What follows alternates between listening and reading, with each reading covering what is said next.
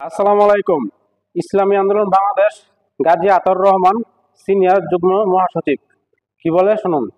বিভিন্ন মসজিদ থেকে তথ্য আসছে যে চাঁদাবাজির বিরুদ্ধে বয়ান করা যায় না, মানে চাঁদাবাজির বিরুদ্ধে বয়ান করতে গেলে বাধা আসছে, ইমাম সাহেবকে প্রহার করা হচ্ছে, লাঞ্ছিত করা হচ্ছে। এই হলো অবস্থা। তাইলে এই যাদের এই চরিত্র, এরা দিয়ে যদি আবার ক্ষমতায় যায়, তাহলে তো এদের বিরুদ্ধে আবার আর একটা অভ্যুত্থান হবে। আমরা তো বারবার অভ্যুত্থান চাই না, বারবার চাই না দেশটা অস্থিতিশীল হোক।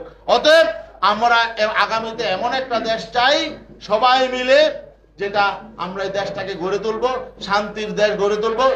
শেখ হাসিনার সময় ওয়াজ মাহফিলে আমরা দেখেছি অনেক নেতাকর্মী আপনার ওয়াজ মাহফিলে গিয়ে বাধা দিত।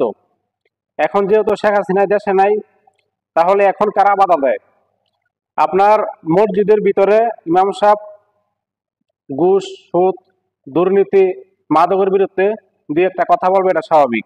এখানে যদি কেউ বাধা দেয়, আমি মনে করি উনাকে মসজিদ থেকে বের করে বাইরে সবাই মিলে গণদোলাই দিতে হবে। তাহলে ভবিষ্যতে আর এরকম কেউ করতে সাহস পাবে না।